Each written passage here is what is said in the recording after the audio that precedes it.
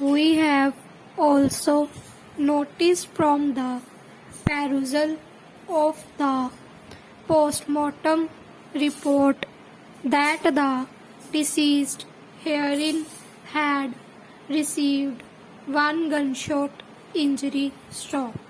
If at all there was any fair and proper investigation or inquiry conducted by the police, the blood samples ought to have been collected from the spot in question.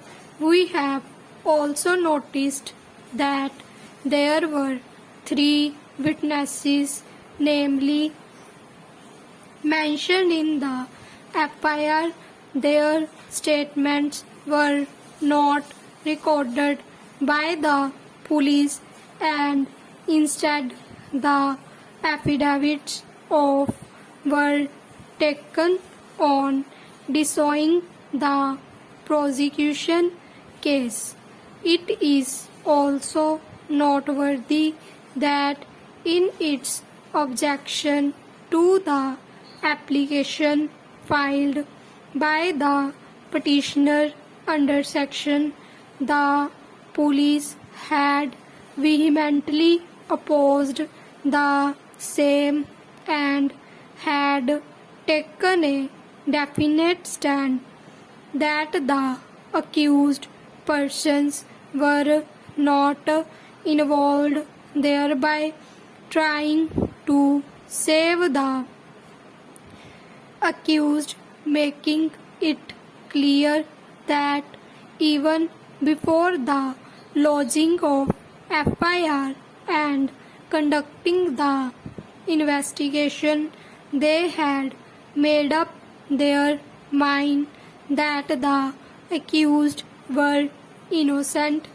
It is also noteworthy that the local police had failed to discharge its statutory obligations by investigating the case in a fair manner.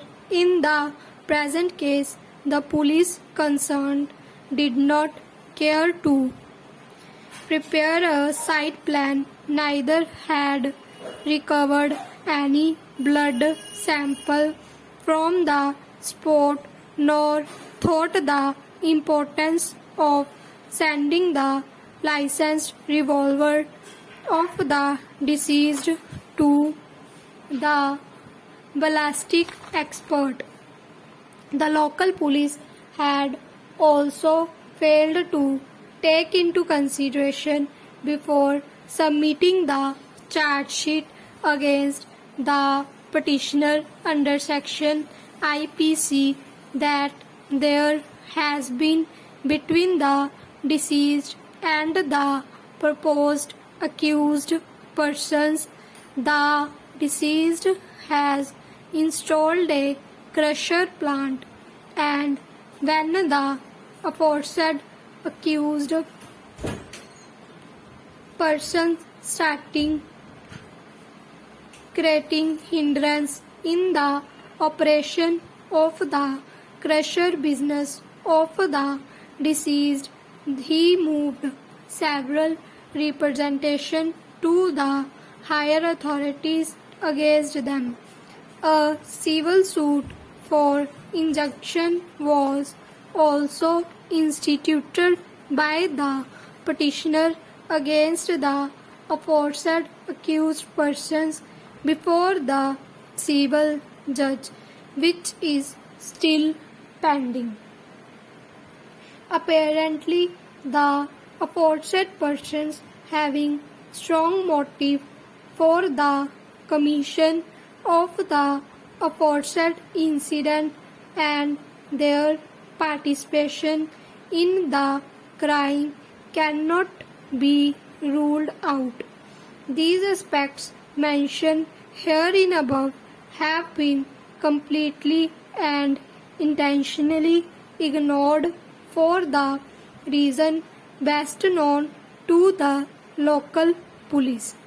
Next para, from perusal of the charge sheet, it is clear that it was prepared on the same day it was submitted to the supervisory officer for approval, which approval was granted immediately on the very next date itself. The same was presented before the magistrate, on which cognizance was taken on the same day. The speed at which the respondent authorities acted after receiving the notice of this petition is alarmingly fast.